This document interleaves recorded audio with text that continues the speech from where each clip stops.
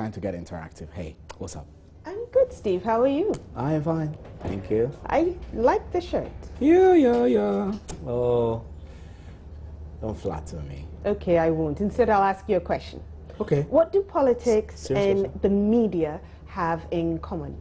And why are more media personnel going into politics?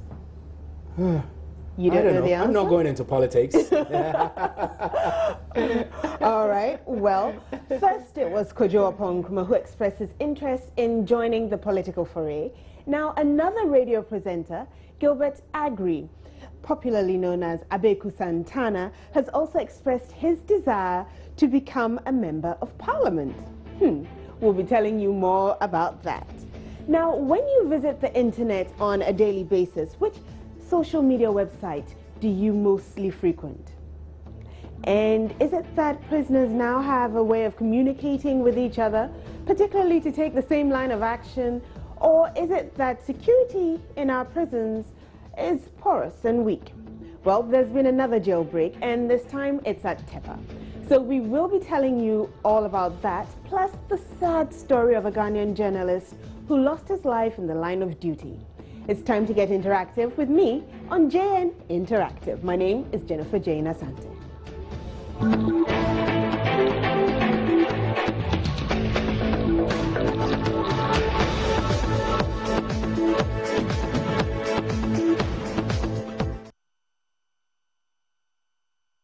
You know we want to hear from you, so hit us up on social media. Now, there are loads of different ways to do it.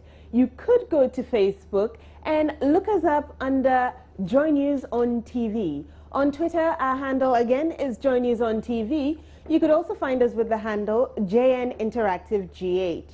Send us an email if you're old school like that. It's joynewsim@multitvworld.com. Or send us a WhatsApp, my favorite way to communicate.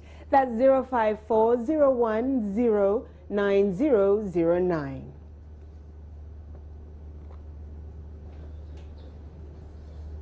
Now, popular radio presenter Gilbert Agri, known in the business as Abeiku Santana, is set to contest a seat in the parliamentary primary of the National Democratic Congress, the NDC. He would be vying for the Infantiman seat in the Central Region. Abeiku Santana is said to have played a major part in the recent NDC campaign when he openly campaigned for President John Mahama in the 2012 elections. Abeiku has since been linked to several government agencies, including JIDA, and is currently acting as a communications specialist for LESDEP. It's an initiative of Zoomline under JIDA. Abeiku Santana now joins us on the phone lines to share more insight on his political ambitions. Hello, Abeiku. Hi, my sister. Good evening, and good evening to your listeners. Thank you so much for having me. Well, thank you for answering us. Can you confirm or deny the report that you are vying for the Infantiman seat on the ticket of the NDC?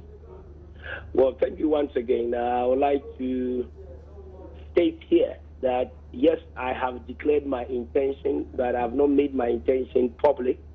But coming from the regional chairman of the NDC, Bernard Alote Jacobs, is something that I think the public must take it seriously. But the preamble to the question, with the statement that I am linked to JIDA is factually incorrect. Okay. I have never worked with JIDA. I don't have any link to JIDA. I worked as a communications officer for LESDEP, and LESDEP has not been cited for any criminal or illegal offense. So I strongly disagree with the allegation that I'm linked to any JIDA job or business. Okay. But yet, once again, yes, I have the intention of contesting for a parliamentary candidature if the nominations or primaries are open for suitable candidates to contest.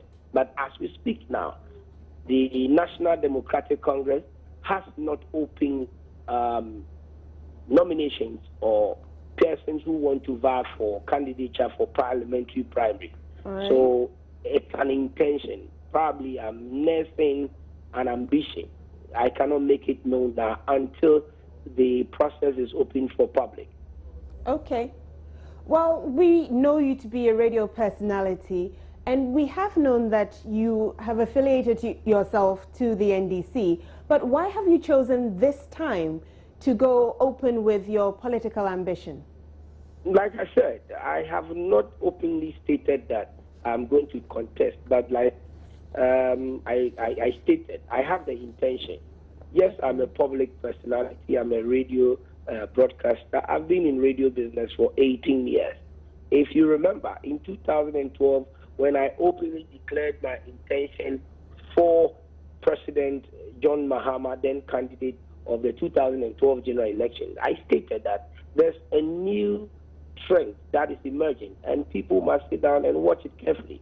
And lo and behold, you are getting the likes of Kojo Oponkroma, Egbert Fable Jr., Ken Crunchy, AC Ohene, who are all journalists. And are we surprised? I am not surprised, because I saw it coming. We have been working as the ears and the mouthpiece of the public. We've been listening to people. We know people's grievances and concerns. I mean, as I'm speaking with you, you've heard complaints and concerns of people, I mean, from all shapes of life in our society. And I think if the time is ripe or due for you to represent the people who have been complaining to you as a public mouthpiece, I don't think nobody or anybody will force or coerce you or push you to come out. So there's nothing wrong with journalists and broadcasters declaring or openly supporting a political party. In developed countries, as we know, we have journalists, seasoned journalists, who have openly declared their support or affiliation with one political or the other. It's a new trend. Our Fourth Republic democracy is still, at the infancy stage. It's maturing, and I think with time, people will get to understand. I have been a pace setter, and I'll continue to be a pace setter. So let us not be surprised. The issue of a journalist, a broadcaster, contesting for a political position or what have you, should be a thing of the past, because people will come in and do it. People will come. It will be a norm. It will become a norm. Let's not be surprised. Pastors, religious leaders will all contest because they represent the people. When we're talking about parliamentarians or legislators, we are talking about people who are representing their constituents. It doesn't matter which political divide or profession that you belong to. Time will tell. Time indeed will tell. Well, thank you, Abeiku, for talking to us, and we wish you well in your political aspirations. We hope when the nominations are opened, you have all the best of luck. Now we move on to a survey of mobile phone usage in 5 of Africa's major markets, including Ghana. It has revealed that 51% of Ghanaian mobile phone subscribers use their phones to surf the internet, mostly the social media site Facebook. Now, apart from Ghana, the Mobile Africa 2015 study conducted by mobile surveying company Geopol and Worldwide Works surveyed 3,500 mobile phone users in South Africa, Nigeria, Kenya, and Uganda. Now, we thought it was a cool fun fact, and so we hit the streets of Accra to find out from you, when you visit the internet every day, which website do you frequent the most? Almost always. I always do that. I'm always online. Facebook is the website I normally visit. Why Facebook? You see many friends are on Facebook. Let's take it you've not seen someone before, you don't know anyone, so this person can give you his or her email account for you to search for the person or something. Then through that you can even know some information about a person. To me, that's why I am on Facebook. Once a while, I do visit the internet because I do have some things to do at home. So when I get time, then I just visit the internet because it allows me to chat with my friends very easily and faster. And everybody in the world deals with WhatsApp, so I actually like WhatsApp a lot. Oh, not very often, but once a while. Sometimes Facebook, other times I go for research purposes. I just visit there for school projects and stuff. You know, it's a social network, and that's where you are going to meet all the cool people. So we just go there and check on your old friends and see if you can get in contact with people you've lost their contact. Almost every day I visit the internet, and mostly I do Google because I make a lot of my research there. And that's it. Most students like to make their research, and then Google is the best place you can have your research. Yeah, so that's why I mostly visit Google.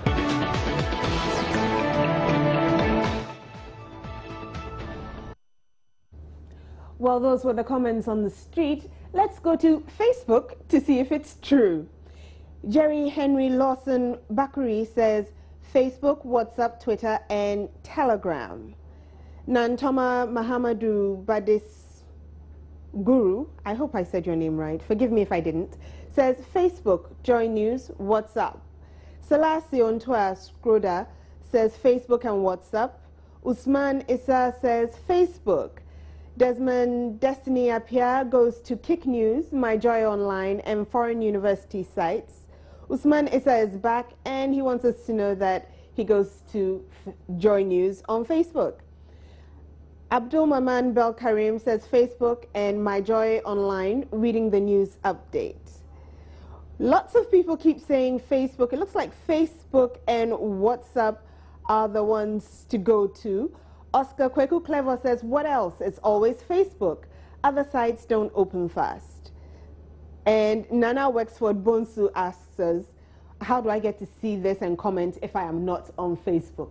Well, those are a few of the comments we have from you, confirming that Ghanaians really do have a thing for Facebook. Now, if this was a Ghanaian movie, this would have been the title, Jailbreak, Parts 1 and 2. But this is no movie, it's real life. First it was Denu, and now it's Tepa. One in the Volta region, the other in the Ashanti region. It seems Ghanaian prisoners are becoming much smarter than our prison officers, or they have a special way of communicating. For 2 jailbreaks to be recorded within a space of 2 weeks in 2 different regions across the country, it's something worth noting. Our Ashanti regional correspondent, Erastus Asare Donko, now joins us on the phone to give us the latest update on this situation. Hello, Erastus. Hello, Erastus. Okay, seems we lost Erastus there. We will get him back and tell you what's happening in Tepa, but let's take a quick break for now.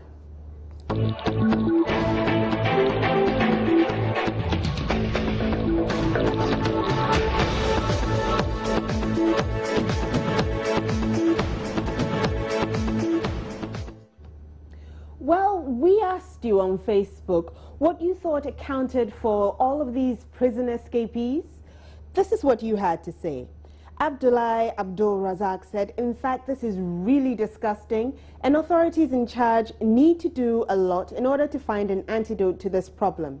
Anyway, I think the conditions in the cells need to be improved because they are there to be reformed, and the police officers on duty need to be sanctioned to serve as a deterrent for others. Edem Edwin says, 2 escapes in less than 2 months. I smell something fishy. Junior Loves Camry says, well, what can we say? I know arson is a deliberate burning of property, but in this case, I don't want to believe it's a deliberate collaboration between the police and the criminals. I've been to a police station once, and I must admit the cells are deterrent enough to forestall any outbreak. But the trend these days, we can only hope for the better, because the bottom line is the prison is to reform culprits. Moving on, there's so many comments here. Nuapo, God knows Billy, says, I'm surprised, but I think the police service needs modern gadgets to carry out their duties professionally. Police service in some countries watch the suspects through CCTV camera, so whatever the suspect does at any moment is being recorded. He has more to say, but we're moving on to Mahmoud Al-Hassan Haruna Toure, who says they bribe him. That's all. Ebenezer Forson thinks the Ghana Police Service is never serious about their duty to the country, but rather interested in bribe and single spine. The police on duty must be severely punished for such negligence. Gizman Emmanuelson says, I tell you, our policing system in Ghana is very porous. Could you believe that I arrested a guy to Odumasi Krobo police station for the police just to watch the guy run away? Well, those were your comments on the jailbreak at Tepa. Now, let's move on to something else. You see, I like this phrase that our local sports commentators normally use when giving commentary on a football match. Eka, kitsi, na ya go. Well, that best describes the situation that the country found itself in when it decided to bid to host the 2017 African Cup of Nations. Yes, you heard me right. Or maybe you haven't heard. Ghana bid to host the CAN 2017 tournament, but narrowly lost to Gabon when the results were announced this afternoon. But in this doomsday era and with all the economic challenges, the question I'm asking is Ghana ready to host any major sporting event? We're ever ready to host any sports tournament because every country is facing some economic challenges. So the mere fact we are facing some economic challenges doesn't guarantee us not hosting an AFCON, because we have many developed countries who are facing economic challenges, but they are still hosting. And government of Ghana have allocated some resources and funds to different ministries and agency, because we have, like, for example, Ministry of Sport, Ministry of Youth and Sports. They have their own budget, so they decide whether we can host or not to host an AFCON, a sports activity. So the economic challenges we are facing doesn't mean we can't host, let me say, a sports activity. We can host. I don't think it's even advisable, because as I speak with you now, we can't even meet our statutory obligations like paying health insurance, municipal assemblies and other staffs. So it's not even advisable to do that at the moment, because Ghana, we are not in good condition. Things are not working well. It's not a good venture. It's not a good venture to do. It's not a good venture. We are ever ready to host a sports tournament because when we are being awarded as a host, it gives us the opportunity. Let's say it throws a challenge to us to put up adequate measures so that to put a solution, a lasting solution to that current power situations, and it boosts and enhances our economy also, because there will be foreigners who will be, most of them spectators of the football matches. They will be spending, and it will help grow the economy, because hotels will be there to be, they will need power. There will be nightclubs who will need power in order to host the spectators that will be coming inside the country. And also, when you are being given a hosting right, the CAF or FIFA giving you the hosting right will surely help you with the adequate resources, let's say in terms of money, because every host nation is given a sort of resource in relation to money. I don't think it's advisable, my sister. I don't think it's advisable. Why do you say that? Because our economic condition is poor. It's very poor. Even as young as I am, I'm experiencing it. I know how it feels, you see? So I don't think it's advisable. Even when it was hosted in Brazil, look at how things went. We wasted a lot of money over there. So if we host it here in Ghana, it's the same way we are going to waste money. So I don't think it's advisable. If anything, we should solve our ECG problems and all that. That's the best thing. Well, back to Facebook to find out what people have to say about us losing out on the AFCON 2017 bid. Samuel Obingjan's success says Ghana is not serious at all. With this economy, why won't we use those monies to do better things? What benefit will we get from hosting the African Cup? It's about time we become generational thinkers.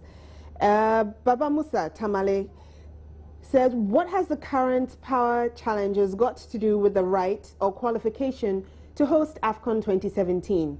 Is anybody suggesting that Gabon is economically better off than Ghana now? I think whether Ghana hosts any AFCON or not, the fact of the matter is that President Mahama's government is focused on delivering a better and transformational Ghana for all. Samuel Sparks Adobo says, Ghana with IMF bailout cannot host a continental event with all the attendance problems. It's good Ghana was not selected. Ras Kofi Intikra Afokwa says, I am happy we lost the bid. Fire burn the government for taking this step. There are so many comments here. I can't read them all. But thank you for posting on our wall, and the debate goes on. So now we go to What's Trending with Lord Harris Asare.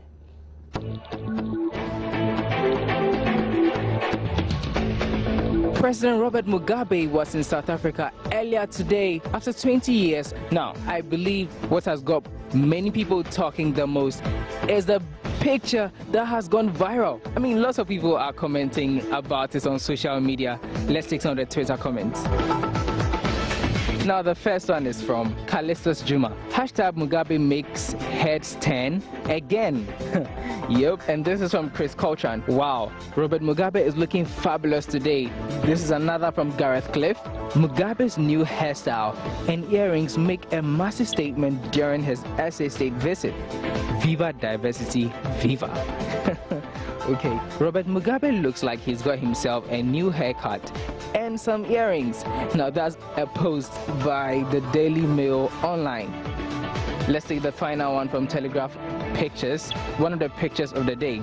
Zimbabwe's President Robert Mugabe has a bad hair day.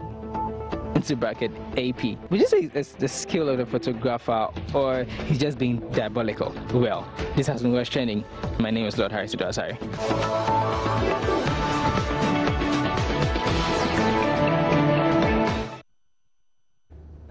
Well, looks like someone was having a bad hair day, or maybe it was a really cool new hairstyle. I should try it. But let's take our video of the day. Oh my God. Are you on any medication that needs to be shaken well first? I thought that was abusive.